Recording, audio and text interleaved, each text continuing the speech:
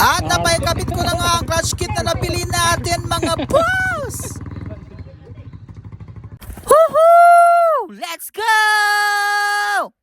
So for today's video mga boss ay may nabili tayong clutch kit na galing kay Boss Nicky. Shoutout sa iyo, bossing. Medyo matagal tayo hindi naka-upload mga boss at walang update sa motor natin kasi alam nyo naman may pyesa tayong hinihintay. At kaya napaisipan ko na bibili ng clutch kit para sa motor natin mga boss para may update tayo ng konti para sa inyo naman. Let's go! At excited na ako dito mga bossing na ikabit to. Kaya dali-dali ko lang kinuha yung motor natin mga boss para din makalabas at pupunta tayo kay Bobworks. At mabuti nga mga boss na hindi umulan kasi kita nyo naman yung langit sa amin. Kasi pag umulan hindi natin to ilalabas. Medyo matagal to hindi nagamit mga boss kaya paandarin ko muna.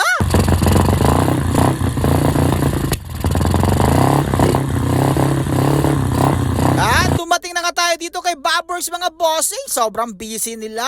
Sila Bobworks, sila Onion Works, tapos si Jempol Works. Meron din nakakilala sa atin dito mga boss na nagpagawa kay Bobworks. Nagpa 57 sila sa XRM nila. Para sa inyo bossing at dito tinignan na nga ni Jempol Works ang ating clutch kit mga boss kung goods lang ba. At pagkatapos ng ginawa nila mga bossing na hindi na sila busy. Next na ang ating motor, next in line na iiyawin.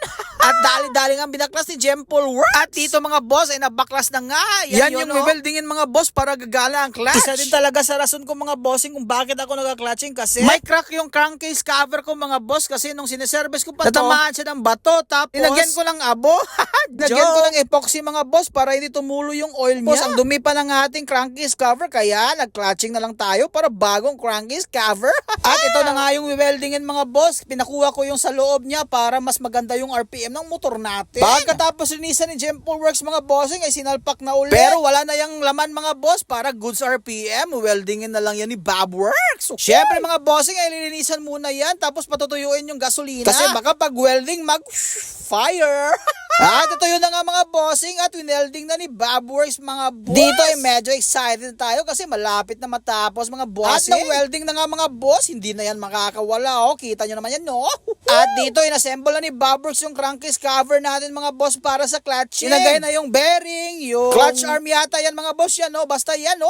Tapos sinukat ni Bobworks yung clutch bracket kasi may kukunan na konti mga boss. At sinalpak na nga ni Bobworks yung crankcase cover natin na pang clutching mga boss. Medyo excited na tayo po. Linagay na nga ni Jempol yung clutch lever mga bossing pero soon papalitan natin yan. Pinakunan na konti yung bracket ng clutch niya mga bossing para fit sa makina kasi tatama siya sa crankcase. Ilagay na nga dito yung lever mga bossing at tapos yung crankcase niya na pang clutching. At next mga boss ay clutch cable pero meron muna tayo dito. Meron dumating na customer ni Bobworks sabi niya. Para masobrahan yata sa oil to mga boss oh. Eh mga boss, change oil bago mag-change oil. At linagay na nga dito yung clutch cable mga bossing para masukat kung gaano kahaba. Pero hindi putulan mga boss. Hindi yung cable ang puputulan mga boss ha. Yun lang cover sa cable niya. At sa wakas mga boss natapos na din. Touching na ang ating alaga mga boss. Kaya tinesting nga ni Bobworks yung goods lang ba?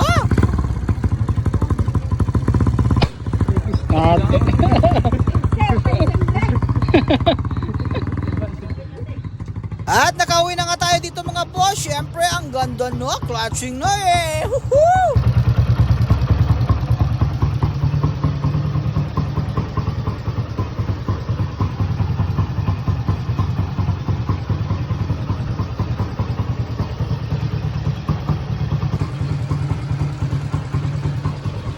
Tuwang-tuwa na naman si Moto Pro. At abangan nyo yung bagong piyasa natin mga boss. Kita-kita sa susunod na video. Salamat. I love you all.